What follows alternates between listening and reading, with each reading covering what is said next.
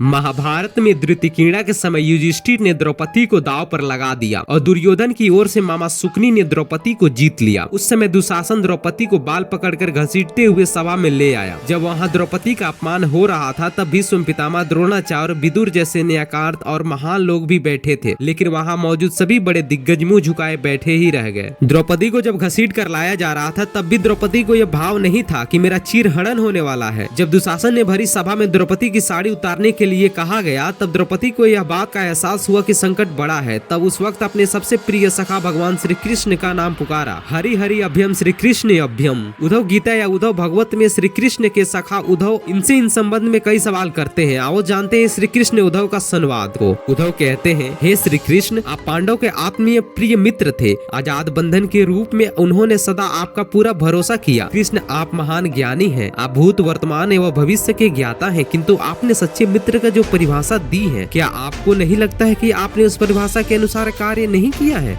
आपने धर्मराज युधिष्ठिर को जुआ खेलने से रोका क्यों नहीं? चलो ठीक है कि आपने उन्हें नहीं रोका, लेकिन आपने भाग्य को भी धर्मराज के पक्ष में भी नहीं मोड़ा। आप चाहते तो युधिष्ठिर को जीत सकते थे। आप कम से कम उन्हें धन, राज्य और यहाँ तक कि खुद को हारने के बाद तो रोक सकते थे। उसके बाद जब उन्होंने अपने भाइयों को दांव पर लगाना शुरू किया तब तो आप समक्ष में पहुँच सकते थे। आपने वह भी नहीं किया। उसके बाद जब दुर्योधन ने पांडवों को सदैव अच्छी किस्मत वाला बताते हुए द्रौपदी को दांव पर लगाने को प्रेरित किया और जीतने पर हारा हुआ सब कुछ वापस कर देने का लालच दिया। कम से कम तो यह आप हस्तक्षेप कर ही सकते थे। अपनी दिव्य शक्ति के द्वारा आप पासे धर्मराज के अनुकूल कर सकते थे। इसके स्थान पर आपने तब हस्तक्षेप किया जब द्रौपदी लगभग अपना सील खो रही थी। तब आपने उसे वस्त्र देकर द्रौपदी के सील को बचाने का दावा किया। लेकिन आप यह दावा भी कैसे कर सकते हैं? उसे एक आदमी घसीट कर सभा में लाता है और इतने सारे लोगों के सामने निवस्त्र करने के लिए छोड़ देता है। एक महिला का सील क्या बचा? आपने क्या बचाया? अगर आपने संकट के समय अपनों की सहायता नहीं की तो आपको आपात बांधव कैसे कहा जा सकता है? बताइए, आपने संकट के समय सहायता नहीं की तो क्या फायदा? क्या यही धर्म है? इन प्रश्नों को पूछते पूछते उद्धव का गला रूध गया और उनकी आंखों से आंसू बहने लगे।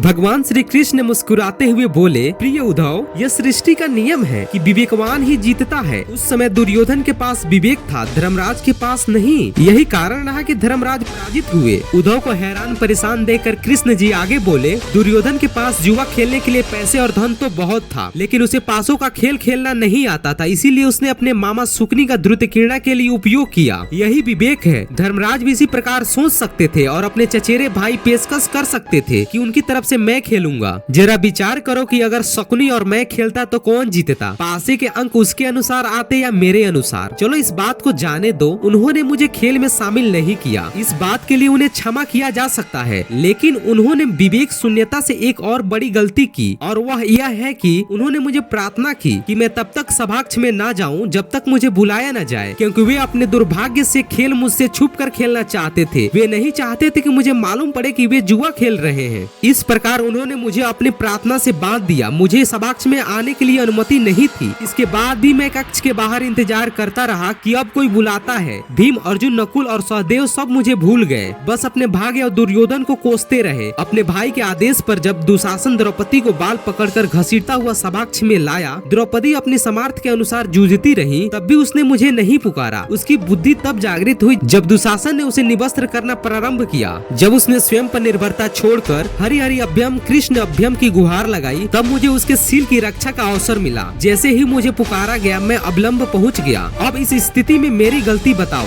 उद्धव बोले, कान्हा, आपका स्पष्टीकरण प्रभावशाली अवश्य है, किंतु मुझे पूर्ण संतुष्टि नहीं हुई। क्या मैं एक और प्रश्न पूछ सकता हूँ? कृष्ण की अनुमति से उद्धव ने पूछा। इसका अर्थ यह हुआ कि आप तभी आओगे जब आपको बुलाया जाएगा? क्या संकट में घिरे अपने भक्त की मदद करने आप स्वतः नहीं जाओगे? उलाहना देते हुए उद्धव ने पूछा, वाह वाह, बहुत अच्छा कृष्ण, तो इसका अर्थ यह हुआ कि आप हमारे समीप खड़े होकर हमारे सभी दुष्कर्मों का निरीक्षण करते रहेंगे। हम पाप पर पाप करते रहेंगे और आप हमें साक्षी बनकर देखते रहेंगे। क्या आप यही चाहते हैं कि हम भूल करते रहें, पाप की गठरी बांधते रहें और उसका फल भुगताते रहें? तब कृष्ण जी बोले, उद्धव, तुम शब्दों के गहरे अर्थ को समझो। जब तुम समझकर अनुभव कर लोगे कि मैं तुम्हारे समीप साक्षी के रूप में हर पल हूँ, तो क्या तुम कुछ भी गलत या बुरा कर सकोगे? तुम निश्चित रूप से कुछ भी बुरा नहीं कर सकोगे। जब तुम यह भूल जाते हो और यह समझने लगते हो कि मुझसे छुपकर कुछ भी कर सकते हो, तभी तुम कठिनाइयों में फंसते हो। धर्मराज का अज्ञान यह था कि उसने माना था कि मेरी जानकारी के बिना जुआ खेल सकता है। अगर उसने यह समझ लिया होता कि मैं प्रत्येक के साथ साथ हर समय साक्षी के रूप में उपस्थित हूँ तो क्या खेल का रूप कुछ और नहीं होता।